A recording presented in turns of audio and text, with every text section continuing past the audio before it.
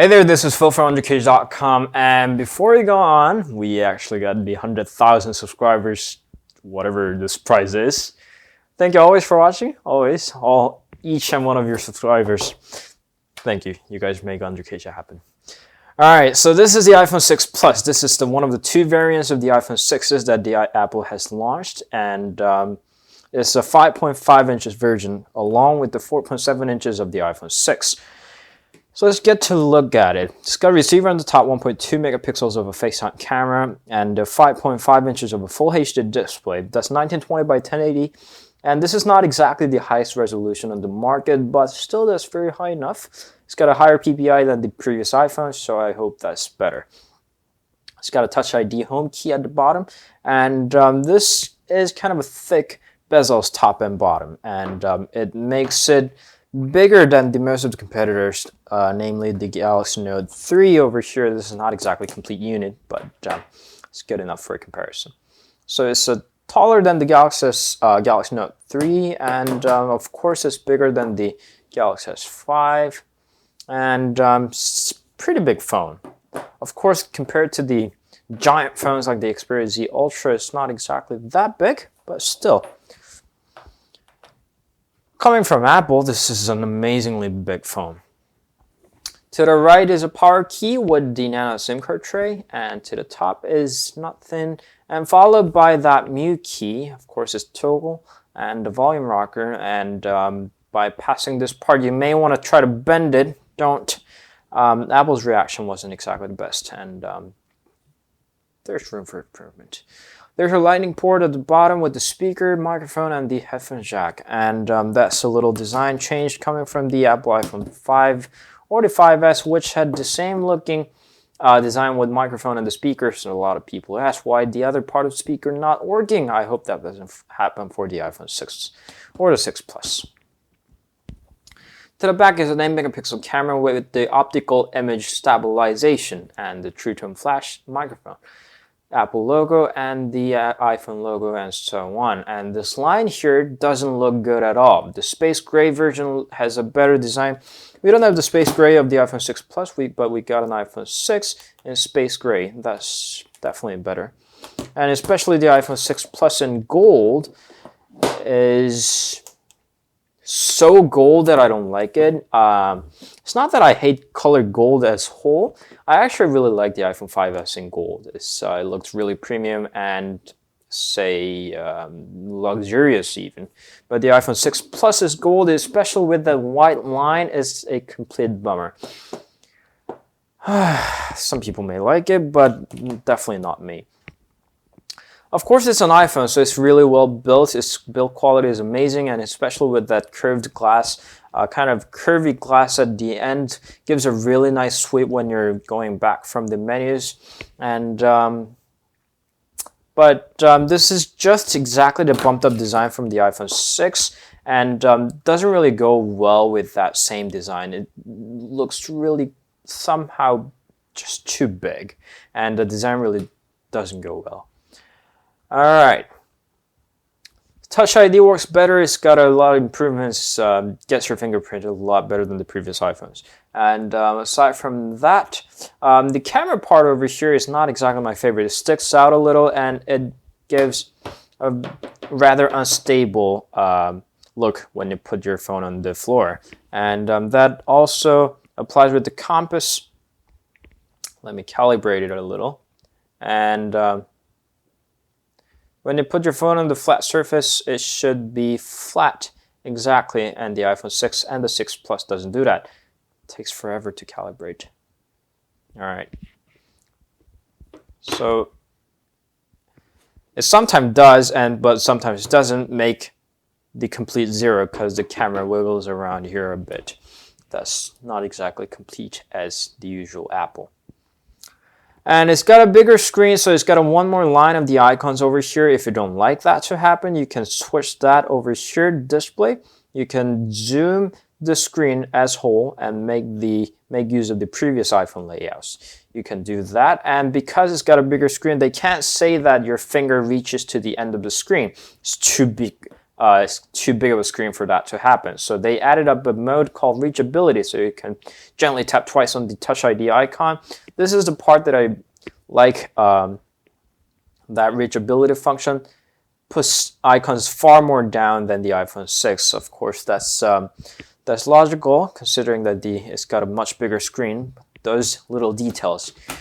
And but here's the thing: it makes you able to touch the top part of the icons, but what about the other side of the icons? You can't reach that with reachability function, so you will have to end up using the other hand that you have, and that doesn't seem to be a complete solution to a bigger screen and less reachability. And Samsung and the other Android manufacturers have solved the problem by kind of like squinching the screen, and Apple didn't follow that trail, and this doesn't seem to be the best example of reachability. And the camera also got a lot of improvements. Camera is, although it's sticking out, it's got a 240 frames of the slow-mo video and optical image stabilization. But also the iPhone 6 has the mode called the cinematic image stabilization, and that seems to do a pretty good job anyway. And the OIS, although it's also equipped with the cinematic image stabilization, does a pretty good job, but I don't think it's that crucial. The photo quality is amazing. There's little meat for you. Photo quality is amazing, and the slow-mo video and panorama and time-lapse are totally amazing as well. We're going to see some photos over here and a slow-mo video.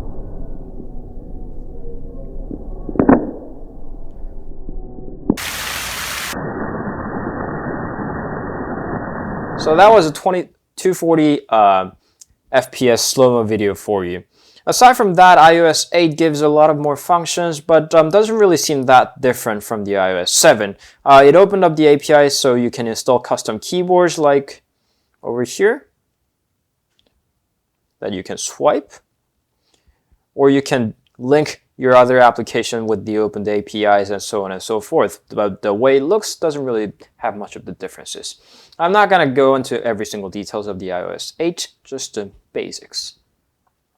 The sound quality is amazing as always. The sound quality from the headphones is pretty good. It's actually one of the best sound that I ever heard from a smartphone. And the speaker, as always, is good, and perhaps it's even better than some of the front-facing speakers like the Xperia Z2 or the Z3.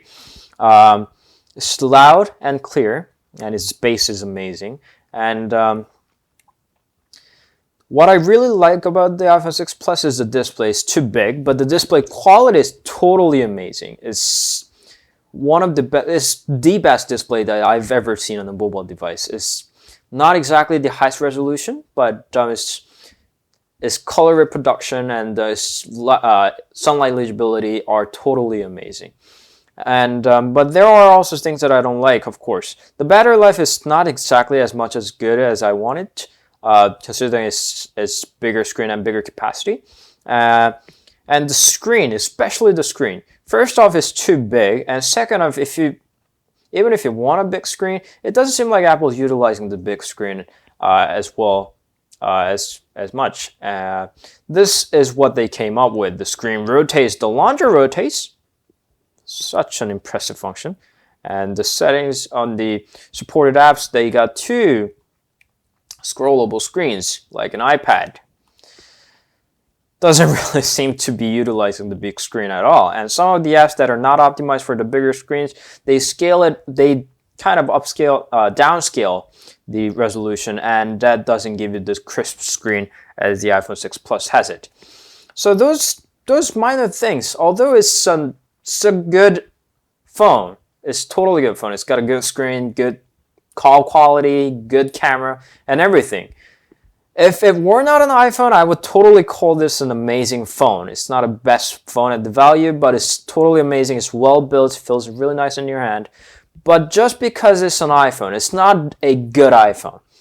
The design is more solid and more perfected in the iPhone 6, and the way it uses the bigger screen is not as perfect as we would expect from Apple, and its battery capacity, the battery life those little glitches that I don't like about the iPhone 6 Plus totally is a bummer as being an iPhone.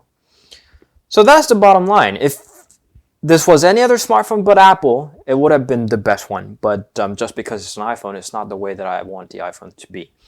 So if you're wondering if you get an iPhone 6 or the 6 Plus, the answer is pretty definite. If you're not looking for a giant screen, unless you're craving for it, the iPhone 6 is definitely the answer, especially with the $100 more expensive. I think this should be even cheaper, if not at the same price with the iPhone 6. You might not want to pay $100 more for the OIS or those rotating launcher screens. This is totally not it.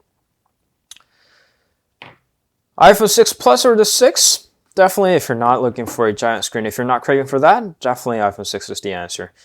Even if you're craving for a bigger screen, if you're not craving for the bigger screen on the iPhone, just get something else. They're much cheaper and they get more capabilities. So that was the iPhone 6 Plus. A good phone, but not a good iPhone. That's the bottom line.